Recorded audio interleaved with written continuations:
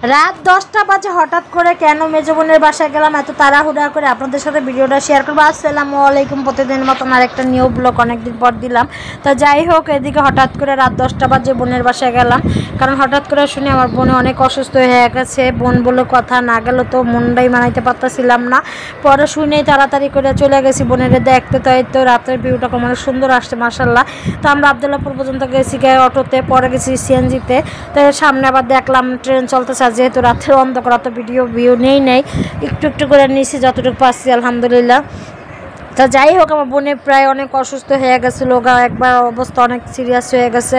তো শুনে বোনের তো মন, এটা তো সবাই জানেন, না যেহেতু পারি নাই কিন্তু হঠাৎ করে যে আমাদের ছোটো বাচ্চাদের নিয়ে তো একটু ফল টল কিনলাম, বোনের জন্য আম কিনলাম, মালটা কিনলাম, আঙ্গুর কিনলাম, পরে হলো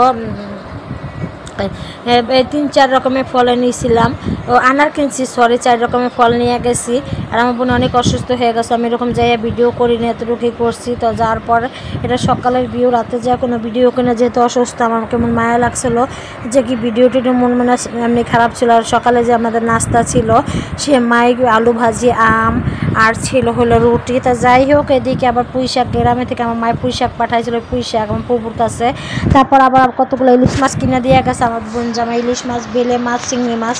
যে তারা বাজার টাজার তো মন মানসিকতা সবারই খারাপ ছিল। পরে দেখে আবার কতগুলো আমি চিল্লাম এত মাছ আনছেন কে। পরে আবার ইলিশ মাছ এগুলা কিনা দিয়ে গেছে।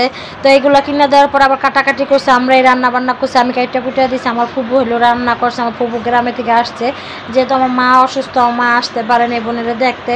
আমার বড় বোন প্রতিদিনে যায়, প্রতিদিনে এসে দেখা দেখি করে, মানে আমার দুই বোন যেহেতু কাছাকাছি থাকে, আমি একটু দূরে থাকি, এই জন্য প্রতিদিন যাইতে পারি না। এর জন্য রাত 10টা বাজে বোনের কথা শুনে তাড়াতাড়ি গেছি আর আব্বুর দোকান থেকে আসার পরে আমরা রেডি হয়ে বের হয়ে গেছি যে বোনেরা দেখতে। তো আমার বোন জামাই সব বাজার টাজার করে দিয়ে গেছে। তো একবার তত্তাজা গ্রামের মাছ তো রান্না বান্না ভিডিও দেখি না, যে বললাম মন মানসিকতা খারাপ ছিল। তো এদিকে আমার ফুবুর গ্রাম থেকে শাকগুলো নিয়ে আসছিল, ওই শাক দিয়ে ইলিশ মাছ আনছে, বেলে মাছ, চিংড়ি মাছ, ধুন্দুলদার আনছে, কারণ কোনো বড় ছোলো বাড়া হয় না, যেমন আনছে গরুর মাংস আনছে। তো এগুলো দিয়ে আমরা খাবারগুলো খাইছিলাম। আর ফুবুই রান্না করছিল, রান্নাগুলো এত মজা হয়েছিল, একবার গ্রামের স্টাইলে, আর খাইতে যে কি ভালো লাগছিল। এই ধুন্দুলগুলোও গ্রামের ছিল, আমার মা পাঠাইছে। মা আমার যেহেতু আমার ভাইরা একটা বড় জমিন কিনছে, ওই জমিনটা থেকে সবজি হয়, মা পাঠাইছিল আমার পুকুর কাছে, শাক পাঠাইছে, কলা পাঠাইছে, অনেক কিছু, মানে ওরকম আমি ভিডিও বললাম না, কোনো ভিডিও করি না বেশি। তো আমরা পরের দিন মাঝখানে 2 দিন থাকি, পরের দিন আবার সকালবেলা ভোরে রওনা দিছে, অনেক কিছু খাওয়া দাওয়া হয়েছে অনেক কিছু হয়েছে, অত ভিডিও করি নাই।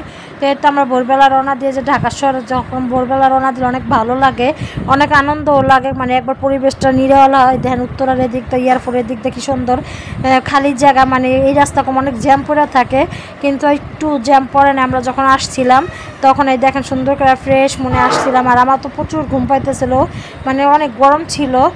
তো যাই হোক, বোনের বাসায় এক রুমে এসি, যেহেতু আমার বাগনে আমার ছেলে মেয়েরা ঘুমাইছিল ওই রুমে, আর আমরা আবার অন্য রুমে ঘুমাইছিলাম। তো সবাই ভালো থাকবেন, সুস্থ থাকবেন, বাসায় চলে গেছি। আল্লাহ হাফেজ।